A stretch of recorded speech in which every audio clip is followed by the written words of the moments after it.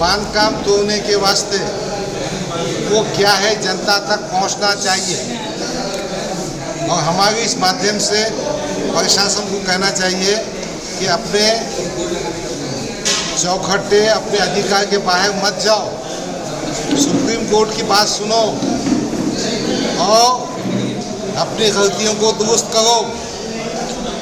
और जनता को ये कहना चाह रहे हैं कि किसी को भी, किसी के बाप को भी अधिकार नहीं है कि जहाँ चाहे जाके तो वो कर दे। ये निर्देश आपने आपके माध्यम में ज़्यादा से ज़्यादा प्रचार प्रसार करना चाहिए, ये विनती है।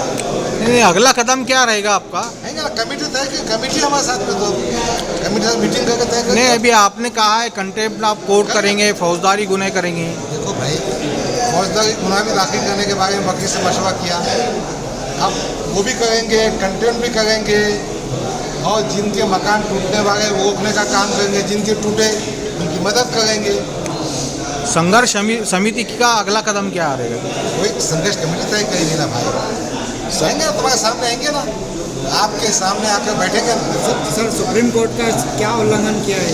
जी सर, अरे बगीजी, आप सुप्रीम कोर्ट ने जो डायरेक्शन दिया, नोटिस देना, सुनावनी करना, ऑर्डर पास करना, कंपाउंड करना, ये कुछ उसने किया ही नहीं ना। डायरेक्ट घरा तोड़ने का नहीं, अभी लाउड स्पीकर से अनाउंसमेंट होता, अभी सुबह को आके तो देते। नहीं, आपने भी एक लेटर दिया है आयुक्त को, उसका कोई जवाब मिला है आपको? क्या जवाब मिला? अभी तो नींद में सो गए वो। आप मिलने वाले हैं उनको? नहीं, अगर उन्होंने बोला तो उनके ऑफिस में जाके मिले कमेटी के साथ। मीडिया के भाइयों का, इलेक्ट्रॉनिक मीडिया का और यूट्यूब के जिम्मेदारों का दिल की गहराई से शुक्रिया अदा करना। ये इसलिए कि जब हमने पहली प्रेस कॉन्फ्रेंस की थी, उसके बाद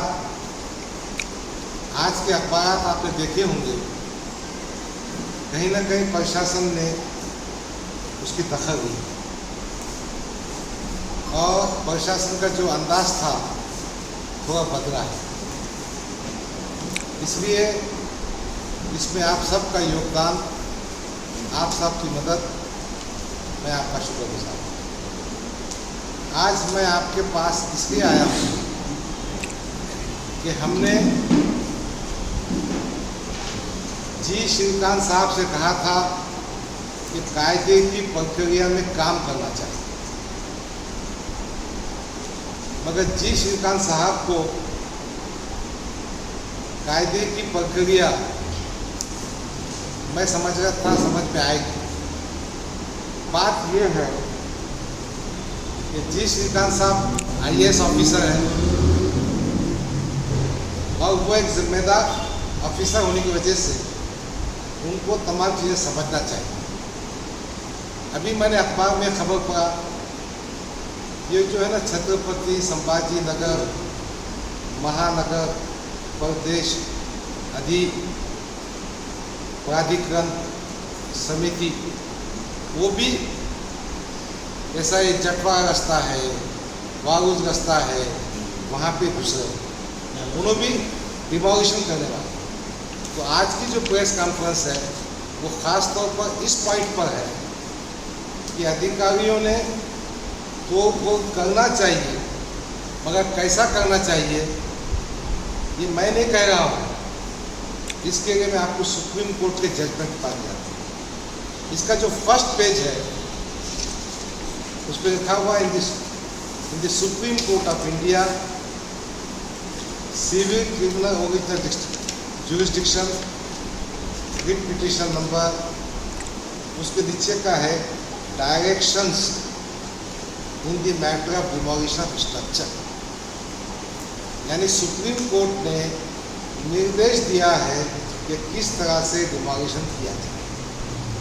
ये पूरा जो जजमेंट है ये 91 पेजेस का है, मगर इस पे जो निर्देश है वो पेज नंबर 86 से है, जो पेज नंबर 2 पे आपके पास। और ये जो निर्देश है ये पेज नंबर 95 तक है, नीचे का नंबर वो अपने हिसाब से पेज नंबर 11 तक। मैंने आपकी मदद करने के लिए इसका मराठी ट्रांसलेशन आपको अटैच कर दिया। और ये बताना ज़रूरी है कि ये निर्देश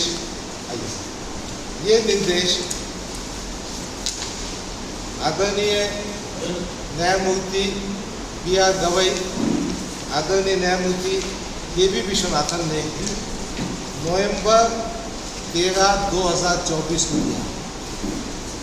सुप्रीम कोर्ट में डिमोलिशन के मैटर पे बहुत पिटिशंस थे, तो ये डायरेक्शंस और गाइडलाइंस सुप्रीम कोर्ट ने दिया। मैं क्या करता हूँ आपकी आसानी के लिए ये जो सुप्रीम कोर्ट के डायरेक्शंस हैं उसका पढ़ के बताता हूँ ताकि अपना रिफ्रेश हो जाए। ये पैराग्राफ नंबर 90 है जजमेंट का। सभी मुख्तलिफ लोग हमारे साथ हैं, उनसे आपस में डिस्कशन चल रहा है, एक मुत्तफ़क़ा का फैसला करना पड़ेगा। इसमें राजनीति नहीं आते हुए एक काम हो तो बेहतर है। अब देखो मेरे पास मैंने न्यूज़ भी बुलाया, ये नागेगांव में रहते हैं, हमारे शरीफ भी बुलाया, नदीम भाई आए हमारे, ये बात तो सुनो ना यार, जवाब देते ना देता बात करता, 1-2 मिनट दे दूँगा तो क्यों जमा करेगा मैं सबको? जो पीड़ित लोग हैं, जो समाज का नेतृत्व करना चाह रहे हैं उनको जमा करना है। अब देखो जमील भाई हमारे 2 वक्त भी साथ में हैं, फिरोज भाई हमारे साथ में हैं, हमारे नदीम भाई कहाँ बैठे मालूम नहीं मुझे, हमारा वो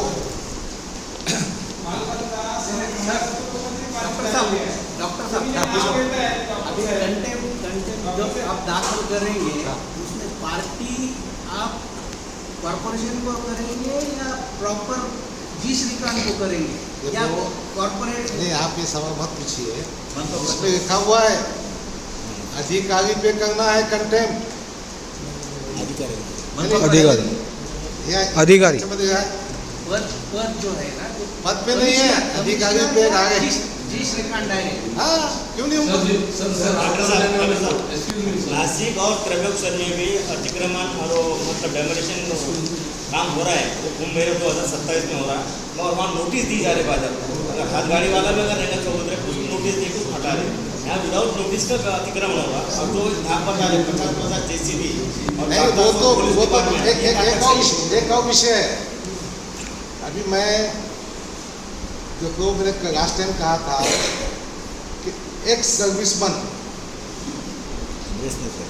वो फौज का ड्रेस पहन के फिर गए and as if they are discharging their duties. तो ये क्वेश्चन को भी कहाँ रेस करने का है, तो मालूमात हमारे कम है, तो उठाएंगे हम। तो भाई एक्स सर्विसमैन ने सर्विस से हटने के बाद ड्रेस पहन के ये ड्यूटी अंजाम देना जो उसकी फ़ौज की ड्यूटी नहीं है, ये कायदे में बैठता क्या? कहीं ना कहीं ये चीज़ गलत होगी कि नहीं होगी? तो ये सब सवाल उठेंगे, इंशाल्लाह उठाएंगे। पोलीस कर्मचारी उन्होंने मुबदला मांगना, कंटेम्प्ट ऑफ कोर्ट करना और पुलिस प्रॉसिक्यूशन करना। भाई आप दुसरा एक मुद्दा असा आहे की याच्यात ज्यांची घरं पाडली ते अत्यंत गरीब आहेत, अत्यंत गरीब आहेत, ते करू शकत नाहीत। या नियमानुसार कंटेम्प्ट ऑफ कोर्ट करू शकत नाही किंवा ते मोबदला मागण्याच्याही तयारीत नाही। अशा लोकांना मदत म्हणून आपण पुढे मी तुमच्या माध्यमातून हे डिक्लेअर करतो, ज्या ज्याला जशी प्रकारची मदत पाहिजे मी त्यांच्या पाठीशी उभा आहे। नंबर 1. नंबर 2, या अगोदर आम्ही सांगितले होतं की या शहरामध्ये एक संघर्ष समिती आम्ही स्थापन करणार आहे। ही प्रेस कॉन्फ्रेंस क्या बोलते घाई में कर दिया, शॉर्ट टाइम कल शाम में तय किए, दोपहर में किए, छुट्टी का दिन था फिर भी आप आए। मगर हमारे जावेद कुरैशी साहब, हमारे अफसर खान, हबीब कुरैशी, करीम कुरैशी, ये साथियों को बताए हमने, दूसरे बहुत साथी हैं हमारे, एक सबको साथ में लेके एक संघर्ष समिति स्थापन करेंगे। और आपकी बात बहुत सही है कि ये कुछ लोग ऐसे हमें हिम्मत नहीं है, इसके पास पैसा नहीं है, इसके पास सलाहियत नहीं है, उनकी मदद हमने करना चाहिए। आपने बहुत सही सवाल किया, हम दिलो जान से उनकी मदद। आंदोलन भी करने वाले ही नहीं, अभी देखो आज हमने ये निर्देश उनके सामने रखा, अगर इसके बाद भी होशियारी करेंगे तो हाई कोर्ट पे, सुप्रीम कोर्ट में करेंगे कंटेम्प्ट। डॉक्टर साहब आप कंटेम्प्ट दाखिल करेंगे क्या? आप दाखिल करेंगे कंटेम्प्ट? क्या बोलेंगे? कंटेम्प्ट आप दाखिल कर सकते मैं हैं। वकील से पूछ के करूँगा। नंबर 1, अगर मैं आप फौजदारी जो बोल रहे हैं ना कि ये तो कंटेम्प्ट हुआ करेंगे ना, है ना, तो कंटेम्प्ट आप दाखिल कर सकते क्या? करेंगे ना, क्यों नहीं करेंगे, तो करेंगे क्या? करेंगे ना, क्यों नहीं करेंगे। आप कंटेम्प्ट दाखिल करेंगे? सर फौजदारी गुनाह का भी बताया आपने। क्या अब फौजदारी गुनाह दाखिल करेंगे। सर ये पूर्ति समिति कहाँ तक मौजूद रहेंगे, क्यों तो नारेगांव में सभा के अरे धूप उसकी खीरी उगा दिया उसने। सुप्रीम कोर्ट का आदेश पूरे देश के वास्ते, मैंने ये